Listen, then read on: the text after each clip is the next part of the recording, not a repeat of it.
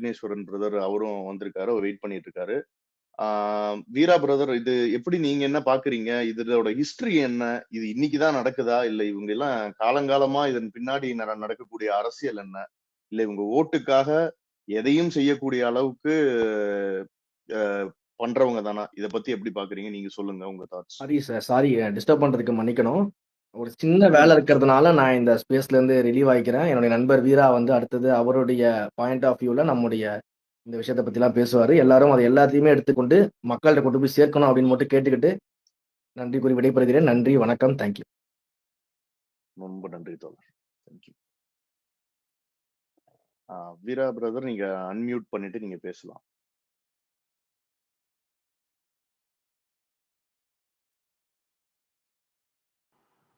அனைவருக்கும் வணக்கம். என்ன யாரும் வணக்கமே சொல்லல, எல்லாம் இருக்கீங்களா? வணக்கம், எல்லாம் இருக்காங்க. ஆனா நான் மட்டும் தான் ஸ்பீக்கர்ல இருக்கேன், மத்தவங்க எல்லாம் லிசனர்ல இருக்காங்க. So speaker. வணக்கம் வணக்கம், சொல்லுங்க. அருமையான சண்டே ஈவினிங் என்ன அனைவரும் கலந்துகிட்டதுக்கு நன்றி. நான் ரொம்ப இப்போ தேசிய அளவுல சில பொலிட்டிக்கல் மூவ்மெண்ட்ஸ் நடந்துகிட்டு இருக்கு. அதன் தொடர்ச்சி தான் ஜெகதீப் தங்கர், ஹானரபிள் முன்னாள் துணை ஜனாதிபதி ஜெகதீப் தங்கர் அவரோட ராஜினாமா, அதை தொடர்ந்து பல்வேறு அரசியல் நிகழ்வு தேசிய அளவில் நடந்துகிட்டு இருக்கு. அதன் தொடர்ச்சி தான் இந்த திமுக மற்றும் இது பிஜேபியோட நெருக்கம். இதுதான் ஒன்லைன் நம்ம இப்ப பேச போறதுக்கான ஒன்லைன். வெற்றி தலைவர் தளபதி அவர்களின் விர்ச்சுவல் வாரியர்ஸ், உங்களோட பணி வந்து அளப்பரியது. உங்களை எப்படி சொல்றதுன்னா, நம்மளோட இயக்கத்தை எப்பவுமே வந்து ஒரு உயிர்ப்புள்ள மக்கள் கிட்ட நம்ம கருத்தை வந்து செய்யறது வந்து ஆர்கானிக்கா இருக்கணும். எந்த இதுவும் எதிர்பார்க்காம ஒரு உளர்ச்சியோட தளபதிக்காகவும் தமிழக வெற்றி கழகத்திற்காகவும் தமிழக வெற்றி கழகத்தின் கொள்கையான மதச்சார்பற்ற சமூக நீதி கொள்கையை நிலைநாட்டுவதற்காகவும் உங்களோட பணி அளப்பரியது. உங்க பணியில நானும் இன்னைக்கு உங்களோட சேர்ந்து பயணிக்கிறேன் அப்படிங்கிறது உள்ளபடியே எனக்கு மகிழ்ச்சி தருது. அடுத்து வந்து இத வந்து டாபிக் வந்து BJP surrender to DMK surrender to BJP. இதை நீங்க வந்து ரெண்டு இதுவா நான் பேச நினைக்கிறேன். ஒண்ணு வந்து பிஜேபி பாசிசம், டிஎம்கே ஊழல். ஊழலும் பாசிசமும் ஓரணியில திரளுது. எதற்காகனா தங்களோட நலனுக்கு ரெண்டு பேருக்குமே ஆபத்து வந்திருக்கு. தங்களோட நலன் தேசிய அளவுல பிஜேபி நலனையும் தமிழக அளவுல திமுக மன்னர் குடும்பத்தின் நலனும் இந்த நெருக்கடியில இருக்கு. அதற்கு குறிப்பா தேசிய அளவுல மதச்சார்பற்ற சக்திகளை வந்து எழுந்து வர்றாங்க. யூபி, பீகார் போன்ற பகுதிகளில் வந்து கடந்த தேர்தலில் பிஜேபிக்கு கடுமையான வீழ்ச்சி. யூபிலேயே 37 சீட்டு தான் பிஜேபி ஜெயிச்சிச்சு. சமாஜ்வாதி பார்ட்டியோட கூட்டணி வந்து 43 சீட் ஜெயிச்சாங்க. அதனாலதான் அவங்களுக்கு கடந்த முறை மெஜாரிட்டி கிடைக்கல. இது வந்து 29ல இன்னும் வந்து பிஜேபி வந்து ஒரு 150 சீட் கூட தொடாது. அந்த அளவுக்கு ஒரு மோசமான தோல்வியை பிஜேபி எதிர்கொண்டுட்டு இருக்கு. தேசிய அளவுல மதவாத சக்திகளுக்கு பிரச்சனை, தமிழகத்துல அளவுல ஊழல்வாதியான இந்த மன்னர் குடும்பத்துக்கு பிரச்சனை. தங்களோட பிரச்சனைகளிலிருந்து தங்களை காப்பாற்றி கொள்ள இந்த ரெண்டு பாசிஸ்ட் போர்ஸ்களும் ஓரணியில திரண்டிருக்காங்க.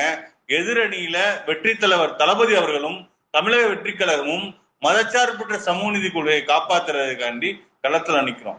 போருங்கிறதே இந்த ரெண்டு பாசிஸ்ட் போர்ஸுக்கும் தமிழக வெற்றி கழகத்திற்கும் தமிழ் மக்களின் உணர்வுக்கும் உரிமைக்குமான குரலா இருக்க மதச்சார்பற்ற சமூக நீதி கொள்கைக்கும் தான்.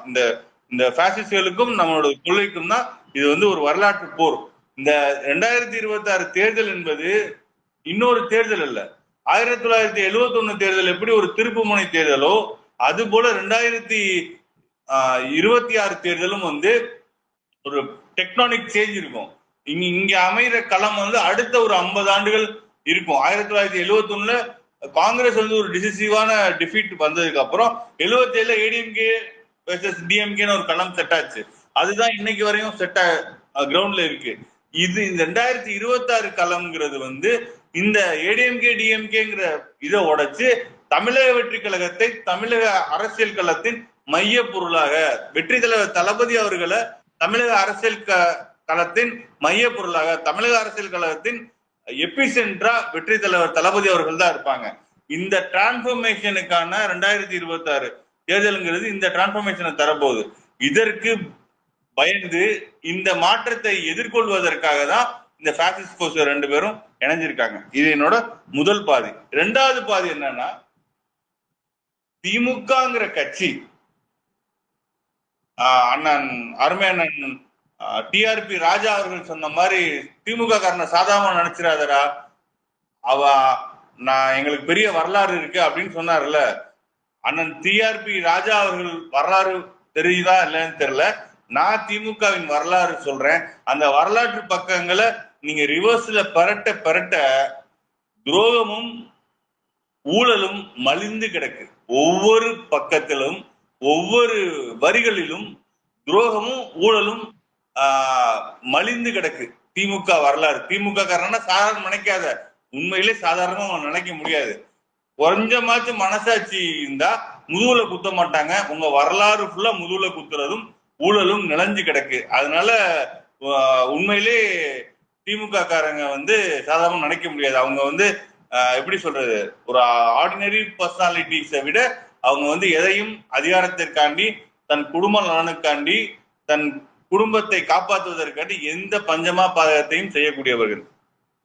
இந்த 2 காலத்துலதான் நம்ம பேச போறோம். குறிப்பா நான் தேசிய அரசியல நான் தொட்டேன். அப்போ நீங்க கடந்த நாடாளுமன்ற தேர்தலில் பிஜேபி 243 சீட்டு, அதற்கு முன்னாடி 2014 282, 2019 303 அப்படின்னு கம்ஃபர்டபுள் மார்ஜின்ல பிஜேபி வெற்றி பெற்றிருந்தது. இந்த தேர்தலில் ஒரு 30 சீட் குறைவா மெஜாரிட்டி பெற்றிருந்தாங்க. இப்ப இருக்க ஆன்டி இன்குபென்சில தூபேங்கிற பிஜேபி எம்பியே சொல்றார், அது கேண்டிடேட் மோடி அவர்களுக்கு வயசாகுது, அடுத்து இன்னொரு பிரைம் மினிஸ்டர் கேண்டிடேட் வந்தா பிஜேபி 100 சீட்டை கூட தொடாதுன்னு பிஜேபி எம்பியே சொல்றார். இதுதான் தேசிய அளவுல பிஜேபி ஒரு கடுமையான ஆன்டி இன்குபென்சியை எதிர்கொண்டுகிட்டு இருக்கு. இதை சரி கட்டுவதற்கு பல்வேறு அரசியல் கணக்குகளை, கூட்டணி மாற்றங்களை, இப்ஸ் அண்ட் பட்ஸை தேசிய பாஜக முயற்சி பண்ணுது. அதுல நம்ம இன்னும் புரியுற மாதிரி சொல்லணும்னா, ஒரு கார் ஓடிட்டு இருக்கு, பட் அந்த கார்ல 1-2 டயர் வீக்கா இருக்குன்னு நீங்க ஃபீல் பண்ணீங்கன்னா என்ன பண்ணுவீங்க? இன்னொரு ஸ்டெப்னி டயர் கொண்டு வைப்பீங்க. எதுக்குன்னா, எந்த இடத்துல அந்த ஒரு டயர் வீக் ஆகுதோ அந்த இடத்துல ஸ்டெப்னி டயர் எடுத்து மாற்றுறதுக்கு. அது போல ஏடிஎம்கேங்கிற கட்சிய கன் பாயிண்ட்ல கூட்டணி வச்சுட்டு இதுல வந்த வரை லாபம், ஒருவேளை நமக்கு வருங்காலத்துல மெஜாரிட்டி கிடைக்காத பட்சத்துல தனக்கு பிஜேபிக்கு திமுக இன்னொரு ஸ்டெப்னியா இருக்கும். நான் ஏதோ வன்மத்துலையோ இல்ல காழ்ப்புணர்ச்சியோ இந்த வார்த்தையை சொல்லல. திமுகவின் வரலாறு நான் சொல்றேன். அது உண்மையா இல்லையான்னு தமிழக மக்களும் நம்முடைய விர்ச்சுவல் வாரியர்ஸும் நீங்களே உங்களோட சிந்தனைக்கு நான் அதை விட்டுறேன். குறிப்பா 1967 தேர்தல் ரொம்ப முக்கியமான தேர்தல். அந்த தேர்தல்ல திமுக ஒரு கூட்டணி ஆட்சியில ஜெயிக்கிறாங்க, கூட்டணி வச்சு ஒரு மெஜாரிட்டியில ஜெயிக்கிறாங்க. பட் 69 தேசிய அளவுல காங்கிரஸ் 2ஆ உடையுது. ஸ்தாபன காங்கிரஸ், இந்திரா காங்கிரஸ், அதாவது ஆர்கனைசேஷனல் காங்கிரஸ், இந்திரா காங்கிரஸ் 2ஆ உடையுது. அப்போ காமராஜர் அவர்கள் தான் காமராஜர், நிஜலிங்கப்பா, பாட்டீல் போன்றவர்கள் தான் ஸ்தாபன காங்கிரசின் தலைவராக இருக்கிறாங்க. அப்பவே காமராஜருக்கு எதிரா கலைஞர் அவர்கள் 69 அவர் சிஎம் ஆயிட்டார். அண்ணா அவர்கள் மறைந்து கலைஞர் அவர்கள் சிஎம் ஆயிட்டார். அப்பவே அவர் சூடா என்ன பண்ணார், எந்த இந்திய திணிக்க முற்பட்ட மத்திய அரசை எதிர்த்து அரசியல் பண்ணாங்களோ, 67 தேர்தலில் யாரும் இந்திய திணிக்க முற்பட்டா? ஒன்றிய அரசு தானே திணிக்க முற்பட்டது.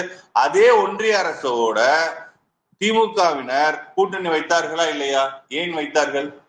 காமராஜர் என்கிற ஒரு உன்னதமான தமிழ்நாட்டு மக்களுக்காக உழைத்த தலைவரை வீழ்த்த வேண்டும். நீங்க எந்த இந்திய திணிக்க முற்பட்ட ஒன்றிய அரசு ஆட்சியாளர்களோடு நீங்க கை கூட்டுனீங்க. அது ஊழல், அது துரோகத்துல வராதா? ஏன் காமராஜரை நீங்க வீழ்த்த வேணும்னு அவங்களுக்கு என்ன அவ்வளோ வேட்கை?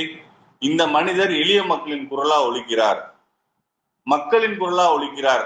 ஆனா இவர்கள் தன் குடும்பம், தன் கட்சிக்காரங்களோட குடும்பம், இவர்களுக்காக உழைக்கக்கூடியவர்கள். அதனால 1971 தேர்தல்ல காமராஜருக்கு எதிராக அம்மையார் இந்திரா காந்தி அவர்களோட கூட்டணி வைத்து காங்கிரஸ் கட்சி இன்னைக்கு ஒரு வரலாற்று தவறை அன்றைக்கு செஞ்சது.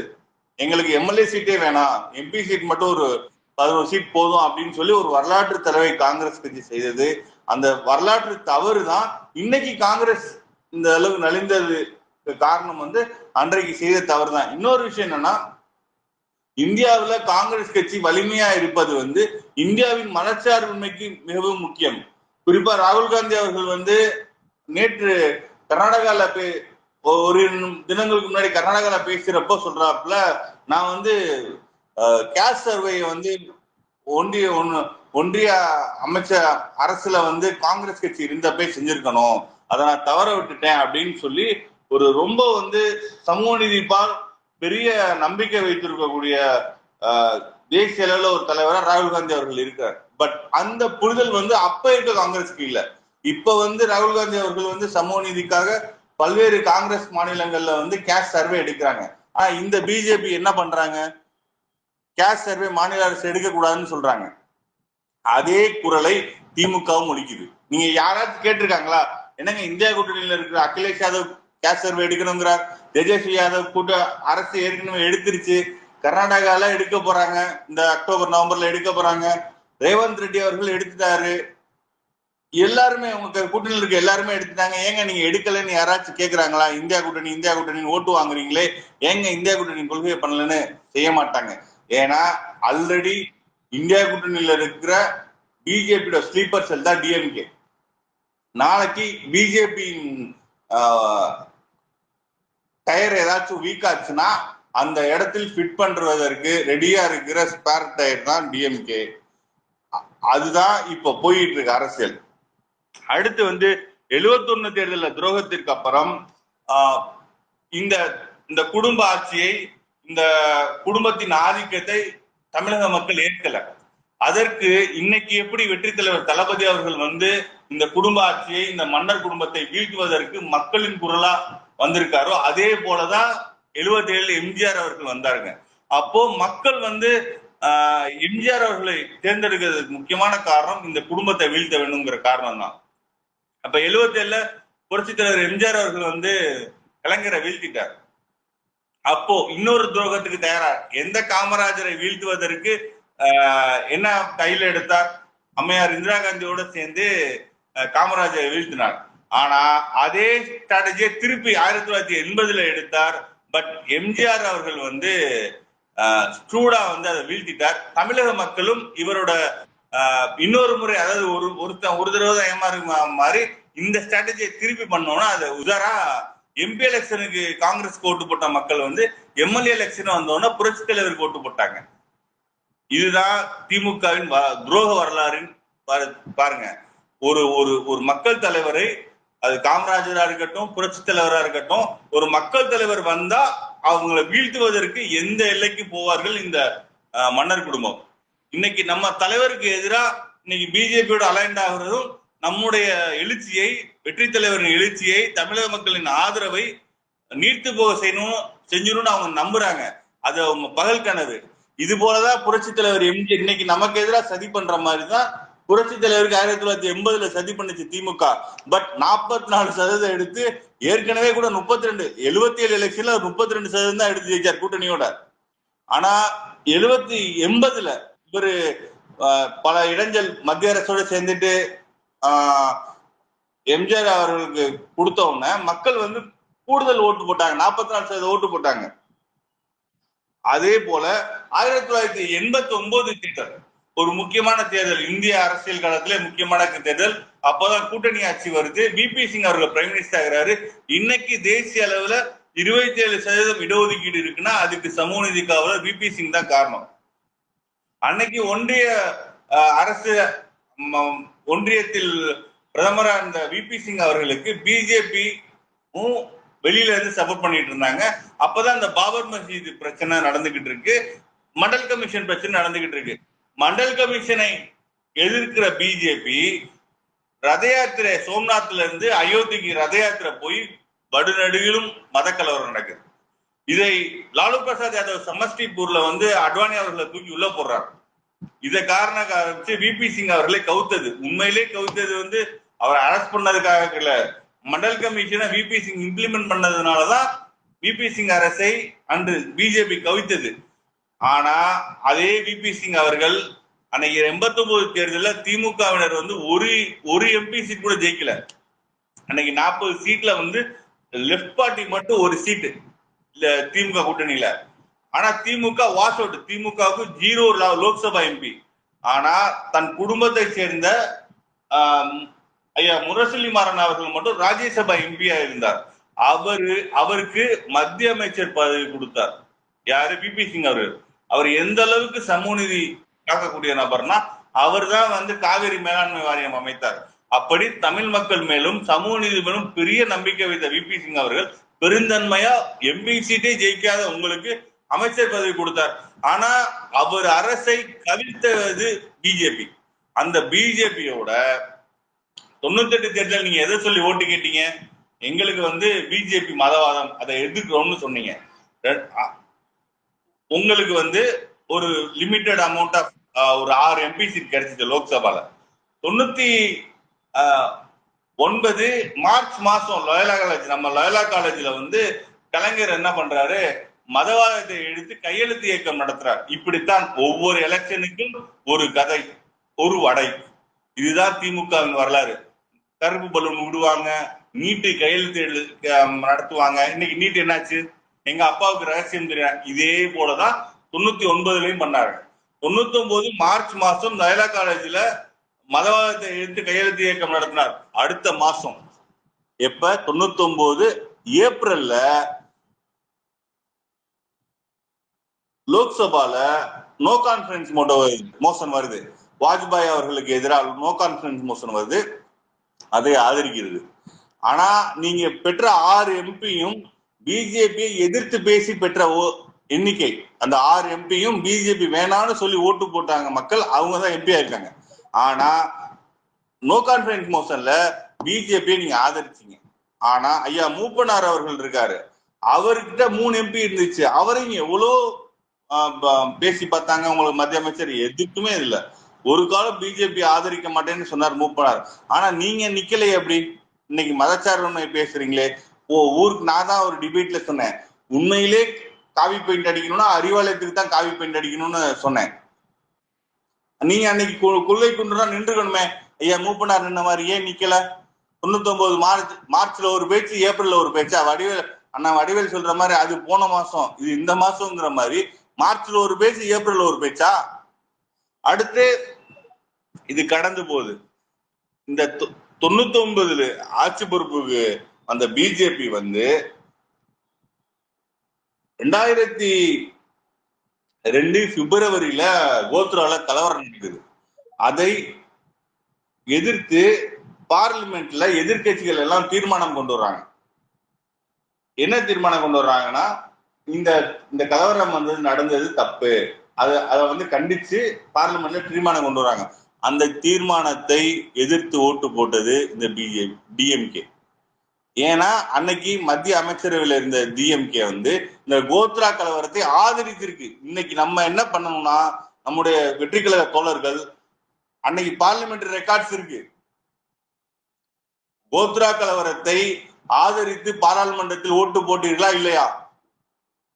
நம்முடைய தோழர்கள் இஸ்லாமியர்கள் கிட்ட மதச்சார்பற்ற சக்தி தமிழகத்துல பெரும்பான்மை சிறுபான்மை எல்லாம் கிடையாது. நம்முடைய வெற்றி தலைவர் தளபதி அவர்கள் மட்டும்தான் தமிழகத்துல சிறுபான்மை அணினே ஒரு அணி இல்ல. ஏன் இல்ல? பெரும்பான்மை சிறுபான்மை பிரிக்க தேவையில்லை. நம்ம மக்கள் எல்லாருமே நம்ம மக்கள்.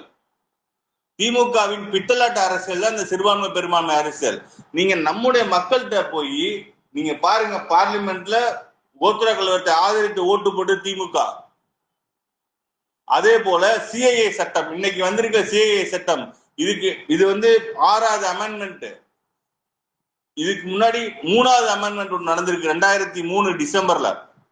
அந்த 2003 டிசம்பர்ல தான் என்ஆர்சி எடுக்கணும், நேஷனல் ரிஜிஸ்ட்ரி ஃபார் சிட்டிசன்ஷிப் எடுக்கணும்னு மேண்டேட் பண்ணதே. அது சட்டப்படியா அது என்ஆர்சி எடுத்தே ஆகணும் அப்படிங்கிற மேண்டேட் பண்ணதே 2003 சிஐ ஆக்ட் படியா 2003 நடந்த ஆக்ட். அது 3rd அமெண்ட்மெண்ட். இதுவரையும் 6 அமெண்ட்மெண்ட்ல அது 3rd அமெண்ட்மெண்ட். அதை ஆதரித்தது திமுக. அதே போல ஃபாரின்ல இருந்து இப்ப இன்ஃபில்ட்ரேட் ஆகிறாங்களா, அவங்களுக்கு இந்த சிட்டிசன்ஷிப்ல வந்து இவ்வளவு டஃப் பண்ணி அவங்களுக்கு எல்லாம் கிடையாது, நேச்சுரலைசேஷன் கிடையாது. இந்தியாவில் பிறந்தாவே இங்க சிட்டிசன்ஷிப் இந்த சூழ்நிலையை வந்து டஃப் பண்ணது அந்த அமெண்ட்மெண்ட் தான். இன்னைக்கு வந்து சிஏஏ சட்டம் வந்து எக்ஸ்ட்ரா என்ன பண்ணிருக்காங்கன்னா, பங்களாதேஷ்ல இருந்து பாகிஸ்தான்ல இருந்து வர இஸ்லாமியர்களுக்கு சிட்டிசன்ஷிப் கிடையாது, ரிலீஜியஸ் பேசிஸ்ல தடுத்திருக்காங்க. இது வந்து மதச்சார்பின்மைக்கு எதிரானது. மத அடிப்படையில எந்த மக்களையும் தடுக்க கூடாது. நீங்க கொடுத்தீங்கன்னா எல்லாத்துக்கும் கொடுங்க. அப்படி நீங்க இந்துக்களுக்கு மட்டும் கொடுக்குறீங்கன்னா ஸ்ரீலங்கன் தமிழ் சிந்துக்கள் தானே, ஏன் அவங்களுக்கு தர மாட்டேங்கிறீங்க? அப்போ உங்க நோக்கம் வந்து இந்துக்கள் இது இல்ல, உங்களுக்கு ஒரு இனிமையை பிக்ஸ் பண்ணிக்கிட்டு அவங்கள்ட்ட போதுறீங்க. இப்ப நீங்க ஸ்ரீலங்கன் தமிழ் ரெஃப்யூஜிஸ் 20 வருஷத்துக்கு மேல இருக்காங்க, 30 வருஷத்துக்கு மேல இருக்காங்க. அவங்க எல்லாம் இந்துக்களா இல்லையா? ஏன் அவங்களுக்கு ஏன் தர மாட்டேங்கிறீங்க? அப்போ நீங்க உங்களோட இந்துக்களை பாதுகாக்கணும்னு நீங்க மக்களை திரட்டுறதுக்கு தான் சொல்றீங்க. மத அடிப்படையில நீங்க மத அரசியலுக்கு உங்களோட உள்நாட்டுக்குள்ள நீங்க அதிகாரத்தை கைப்பற்றுவதற்கு மக்களை திரட்டுவதற்கு பயன்படுத்துறீங்க. அதுதான் உங்களோட இலக்கு. இதுல வந்து நீங்க கரெக்டா பாத்தீங்கன்னா அந்த அந்த என்ஆர்சியை பண்ணணும் மேண்டேட் பண்ணதுதான் இன்னைக்கு வந்து அதுக்கு இன்னைக்கு பண்றதற்கான அடிப்படை வந்து அன்னைக்கு என்ஆர்சியை மேண்டேட் பண்ணதான். அதை ஆறுது திமுக. நம்ம கோத்ரா விஷயத்தையும் இந்த சிஏஏ விஷயத்தையும் தமிழக மக்கள் மூளை முடுக்க கொண்டு போகணும். நம்மளுடைய தோழர்கள் நம்ம சொல்றது உண்மை இல்லைன்னு திமுக காரங்க சொல்லட்டும், நாங்க பண்ணலன்னு சொல்லட்டும், சொல்ல மாட்டாங்க. நான் பல விவாதத்தை பேசியிருக்கேன். நீங்க பண்ணீங்க இல்லைன்னு சொல்லுங்க. நான் கேட்கிறேன், நீங்க இல்லைன்னு சொல்லுங்க, நான் செய்யவே இல்லைன்னு சொல்லுங்களே. சொல்ல மாட்டாங்க. ஏன்னா அவங்க செஞ்சது உண்மை.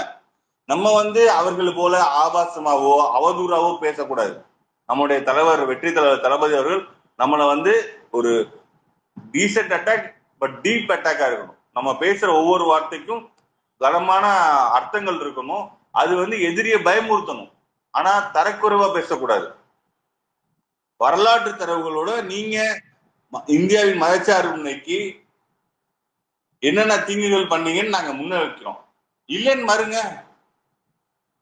ஏன் அவதூற பேசுறீங்க, தனிப்பட்ட தாக்குதல் பண்றீங்க? அதுதான் தப்பு. அடுத்து வந்து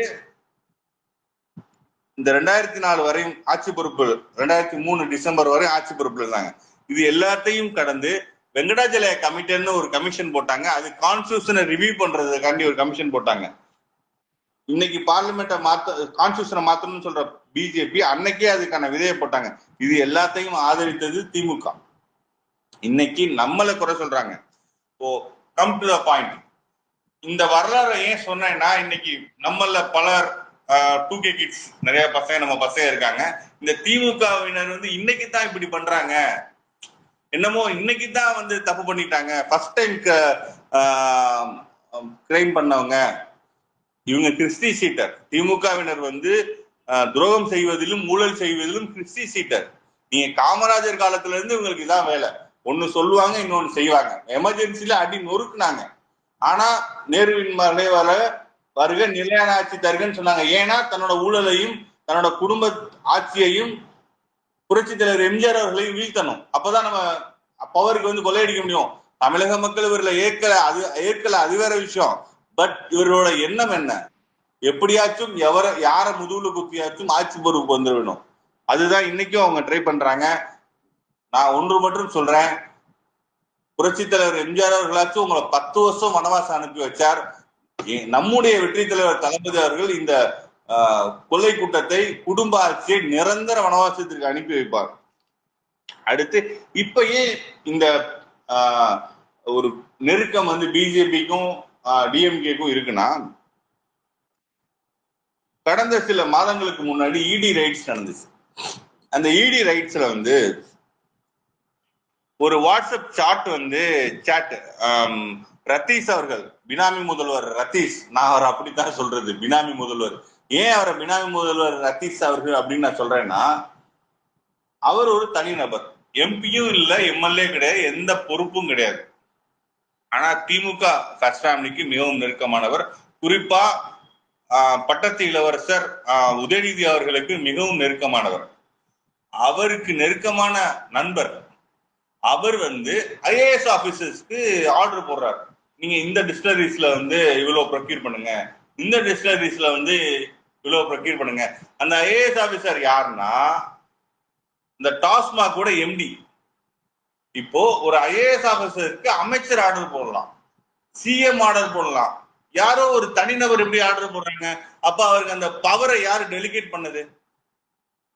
ஒரு தனிநபர் சொல்றது ஐஏஎஸ் ஆபீசர் கேட்பாரா? யாரோ ஒருத்தர் போற வரவங்க சொல்றது பாலிசி டிசிஷன்ஸ். இதெல்லாம் வந்து எந்த கம்பெனில எவ்வளவு ப்ரொக்யூர் பண்ணுங்கிறது அரசின் கொள்கை முடிவு. இந்த கொள்கை முடிவை எடுக்க வேண்டியது அமைச்சர்களும் முதல்வர்களும். ஆனா ஏதோ ஒரு தனிநபர் எடுக்கிறாருன்னா அந்த பவரை நீங்க டெலிகேட் பண்ணிருக்கீங்க. அப்போ ஐஏஎஸ் அதிகாரிகளுக்கு உத்தரவு போடுற ரத்தீஷ் அவர்கள் தான், திரு ரத்தீஷ் அவர்கள் தான் தமிழகத்தின் பினாமி முதல்வர். அதில் 1000 கோடி ஊழல்னு சொல்லி இடிஏ ஒரு எஸ்டிமேட் கொடுத்தாங்க. நீங்க 2 கேஸ் நான் சொல்றேன் உங்களுக்கு. ஒரிசாவோட முன்னாள் முதல்வர் பூபேஷ் பகேல், அவரோட பையன் வந்து ஒரு 3000 கோடி ஊழல்ல வந்து கேஸ் சந்திச்சுக்கிட்டு இருக்காரு. இம்ப்ரெஷன் கூட ஆனான்னு நினைக்கிறேன், சப்ஜெக்ட் கரெக்ஷன். அடுத்து வந்து ஆந்திராவோட முன்னாள் முதல்வர் ஒய்எஸ் ஜெகன்மோகன் ரெட்டி, அவர்கள் மேல 2000 கோடி. அந்த 2 பேருக்குமே லிக்கர் கேஸ் தான். பூபேஷ் பகேலோட பையனும் சரி, ஜெகன்மோகன் ரெட்டி அவர்களும் சரி, லிக்கர் கேஸ் தான். இது எல்லாத்துக்கும் மேல டெல்லியில வந்து ஆம் ஆத்மி பார்ட்டிய வந்து அரவிந்த் கெஜ்ரிவால் அவர்கள், திரு அரவிந்த் கெஜ்ரிவால் அவர்கள், திரு சிசோடியா அவர்கள், திரு ஜெயின் அவர்கள்னு எல்லாருமே வந்து இந்த லிக்கர் கேஸ்ல தான் அந்த கவர்மெண்டே டேக்கிள் பண்ணாங்க. இப்படி லிக்கர் கேஸ்ல மற்ற மாநிலங்கள்ல எல்லாம் இடி ஆக்ஷன் எடுக்கிறப்போ தமிழகத்துல மட்டும் ஒரு நேம் ஷோவுக்கு 2 ரைடு நடத்தி ஒரு அறிக்கையை மட்டும் கொடுத்துட்டு அந்த கேஸ அப்படியே ஏதோ நீதிமன்றங்கள் மூலம் நிறுத்திடுச்சு அப்படிங்கிற மாதிரி ஒரு ஷோ காமிக்கிறாங்க. நம்ம வெற்றி தலைவர் சொல்ற மாதிரிதான், நீங்க அடிச்சுக்கிற மாதிரி அடிச்சுக்குவீங்களா, இதை நாங்க நம்பணுமா? நீங்க வந்து இந்த நீதிமன்றம் சரி இங்க நிறுத்துற நீதிமன்றம் ஏன் ஆந்திர பிரதேஷ்லயோ இல்ல நீங்க டெல்லியிலயோ இல்ல சத்தீஸ்கர்ல ஏன் நிறுத்தல? இந்த கதையெல்லாம் நீங்க வேற எங்கேயாச்சும் போய் சொல்லுங்க. ரொம்ப சிம்பிள். பிஜேபிக்கு தேசிய அளவுல எண்ணிக்கை ஆல்ரெடி குறைஞ்சிருச்சு, இனிமேலுக்கு குறையவும் வாய்ப்பு இருக்கு. அந்த இடத்துல திமுகவினர் ஆதரித்து பேசுற பல பேர் வந்து தமிழக நலனுக்காண்டி கூட்டணி வச்சால வைப்போங்கிற மாதிரி பேச ஆரம்பிச்சிட்டாங்க. இப்ப ஏன் இந்த மாற்றம்? பாசிச பிஜேபின்னு உறக்க சொன்ன திமுக, கருப்பு பலூன் விட்ட திமுக, இன்னைக்கு ஏன் வந்து பம்மி போய் பின்னாடி நிக்கிறீங்க? அவர்களும் ஊழல்வாதி, திமுகவினர் ஊழல்வாதிகள்னு சொன்னாங்களே பிஜேபியினர். இன்னைக்கு அந்த ஊழல்வாதிங்கிற வார்த்தையே பிஜேபிக்காரங்க வாயில இருந்து வரமாட்டேங்குது. உங்களுக்குள்ள என்ன அண்டர் கிரவுண்ட் டீலிங் என்ன? பல இடத்துல இடி ரைடு நடத்தி நீங்க வந்து அதை வந்து கேஸ் நடத்திட்டு இருக்கீங்க. ஆனா தமிழகத்துல இடி கிணத்துல போட்டு கல்ல மாதிரி அந்த கேஸ் அப்படியே இருக்கு. நீங்க உங்களோட பேச்சிலே ஒரு சாஃப்ட்னஸ் தெரியுது, இங்கேயும் ஒரு சாஃப்ட்னஸ் தெரியுது. அதுக்கு பின்னாடி இருக்க மர்மம் என்ன? இது என்னன்னா, ஹலோ சாரி, எதை கேட்டாலும் புரோட்டோகால்ங்கிறாங்களே ப்ரோ, அதை பத்தி என்ன சொல்றீங்க? அதான் கேட்டேன். புரோட்டோகால்னா எது புரோட்டோகால்? எது நான் புரோட்டோகால்? நீங்க வந்து அரசியல் ரீதியான விமர்சனத்துக்கு ஒன்னும் புரோட்டோகால் கிடையாது. நான் அப்ப புரோட்டோகால்னே சொல்றேனே. இப்போ 2021 வந்து ஆட்சி பொறுப்புக்கு வந்தார் மாண்புமிகு தமிழக முதல்வர்கள். அதுக்கப்புறம் அவர் ஆட்சி பொறுப்புக்கு வந்ததுக்கு அப்புறம் 3 நிதி ஆயோக் கூட்டத்தை வந்து அவர் புறக்கணித்தார். அதற்கு அவர் என்னென்ன காரணம் சொன்னார்னா, தமிழ்நாட்டுக்கான இன்னென்ன நிதிகள் தரல, தமிழ்நாட்டின் உரிமைகள் பாதிக்கப்படுது, தமிழகத்திற்கான உரிய முக்கியத்துவம் தரல, மாற்றாந்தாய் மனப்பான்மையோட ஒன்றிய அரசு செயல்படுது. நம்ம என்ன தமிழக வெற்றி கழகம் சார்பா நம்முடைய தோழர்கள் தமிழக மக்களுக்கான உரிமையை வேணும், நிதியை கொடுக்கணும், ஒன்றிய அரசு தரணும்னு தான் நம்மளோட ஸ்டாண்ட். நம்ம அந்த இடத்துல தமிழக அரசு நம்ம விட்டு கொடுத்தோமா? விட்டு தரல. ஆனா இடி ரைடு நடந்தவன தெய்வமே என்னை காப்பாத்துன்னு சொல்லி உன் கைய காலா நினைக்கிறேன்னு ஏன் டெல்லி ஓடுனீங்க? நிதி எந்த 3 நிதி ஆயோக் கூட்டத்தை நீங்க என்னென்ன காரணத்தை லிஸ்ட் பண்ணீங்க? இந்த 1, 2, 3 இந்த காரணத்துக்காண்டி நான் போல, ஓகே ஃபைன். அதுல 3வது நிதி ஆயோக் கூட்டத்துக்கு நீங்க ஸ்கிப் பண்றப்போ ஒரு 9 நிமிஷம் வீடியோ, மொக்க வீடியோ, கோரியோகிராஃபி யார் பண்ணாருன்னு தெரியல, அவ்வளவு மொக்க வீடியோ. அந்த வீடியோவை போட்டு இதுக்காண்டி இந்த காரணத்துக்காண்டி நான் போடலைன்னு சொன்னீங்க. நீங்க சொன்ன காரணங்கள் இன்னைக்கும் இருக்கு. இன்னைக்கு என்ன டேட்டு? இன்னைக்கும் இருக்கு. 27 ஜூலை 2025க்கு ஈவினிங் 8:46 வரையும் அந்த நீங்க என்னென்ன இதை லிஸ்ட் பண்ணீங்களோ அது அப்படியே இருக்கு. இன்னைக்கு குடும்ப சகிதம் போய் நீங்க வரவேற்கிறீங்களே, ஏன் வரவேற்கிறீங்க? இப்படி சிஎம் இத்தனை அமைச்சர்கள்லாம் தேவையில்லை. புரோட்டோகால் தான். நீங்க ஒரு பொலிட்டிக்கலா நீங்க ஹீட்டடா பேசுனீங்களே, அதெல்லாம் இல்லையே. சரி, நீங்க 3 விஷயத்துக்கு நீங்க ஸ்கிப் பண்ண திமுகவினர், அமைச்சரவை பெருமக்கள், 4வது இதுக்கு சிஎம் ஏன் நேர போறார்? நீங்க ஸ்கிப் பண்ணலாம்ல. நீங்க சொன்ன காரணங்கள் அப்படியே தானே இருக்கு. இடி ரைடுக்கு முன், இடி ரைடுக்கு பின், அதுதான் உண்மை. இடி ரைடுக்கு அப்புறம் நீங்க போய் டெல்லியில பாக்குறீங்க, அப்படியே இடி ரைடுக்கு இனத்துல போட்ட கல்லு மாதிரி அப்படியே சிங்க் ஆகுது. உடனே உங்களை நீங்க அவங்கள திட்டுறத சாப்டன் பண்றீங்க, அவங்க உங்களை திட்டுறத சாப்டன் பண்றாங்க. இந்த நாடகத்தை தமிழக மக்கள் நம்புவாங்க நீங்க நினைச்சீங்கன்னா உங்களை பார்த்து பரிதாபம் தான் வருது. 2 பேரும் சேர்த்து சொல்றேன், பிஜேபியினரும் திமுகவினரும் நீங்க 2 பேரும் நடுற நாடகத்தை தமிழக மக்கள் நம்புவார்கள் என்று நினைத்தீங்கன்னா உங்களை பார்த்து பரிதாபமா தான் இருக்கு. 80லே நாடகம் போட்டு பார்த்தாங்க. அப்பவே தமிழக மக்கள் புரட்சி தலைவரை தேர்ந்தெடுத்த மாதிரி 2026 வெற்றி தலைவர் தளபதி அவர்களைத்தான் தமிழக மக்கள் தேர்ந்தெடுப்பாங்க. தமிழகத்தின் கொள்கையான மதச்சார்பற்ற சமூக நீதியை வெற்றி தலைவர் தளபதி அவர்கள் முன்னெடுக்கிறாங்க. நீங்க போடுற கபட நாடகத்தை ஏற்க மாட்டாங்க. இந்த புரோட்டோகால்ங்கிற விஷயம் நீங்க இந்த நிதி ஆயோக் கூட்டத்துல வச்சே நீங்க புரிஞ்சுக்கலாம். நீங்க புரோட்டோகால்ங்கிறது இவங்களோட பொலிட்டிக்கல் டைனமிக்ஸை மாத்துறதுக்கு ஏத்த மாதிரி அவங்க புரோட்டோகாலை யூஸ் பண்றாங்க.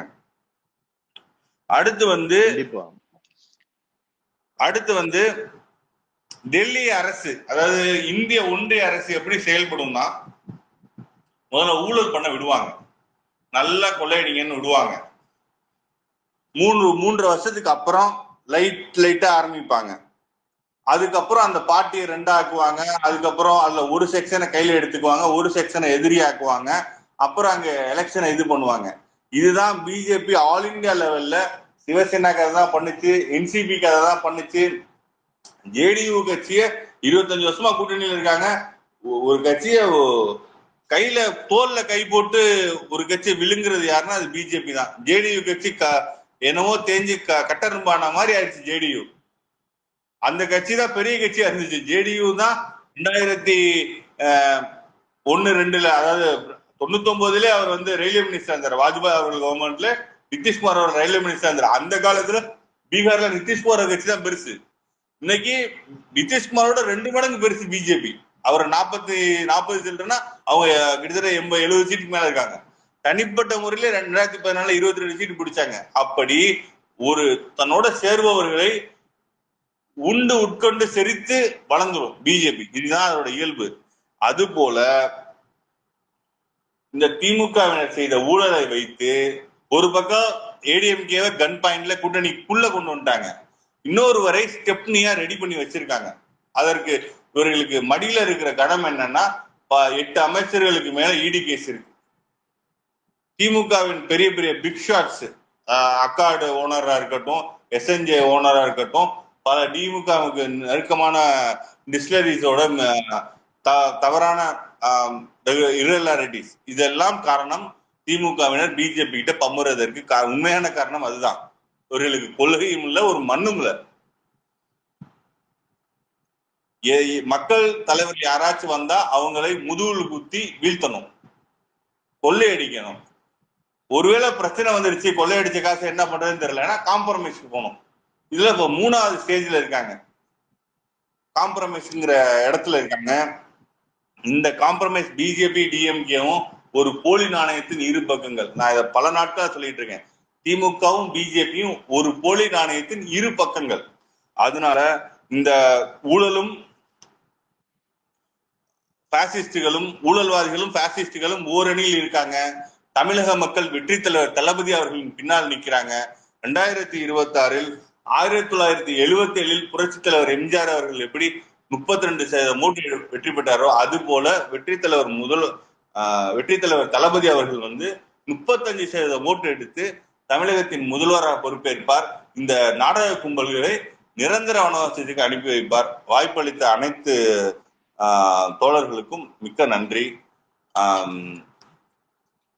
நன்றி நன்றி வீரா பிரதர். ரொம்ப டீட்டெயில்டா சொன்னீங்க. இவங்களோட பாஸ்ட் ஹிஸ்டரி, எந்தெந்த மாநிலங்கள்ல எப்படி இவங்க அரசியல் போய்கிட்டு இருக்கு, அதை வச்சு நம்ம இங்க ஒப்பிட்டு பாக்குற போது இவங்க எப்படி பண்ணிக்கிட்டு இருக்காங்கன்னு இருந்துச்சு.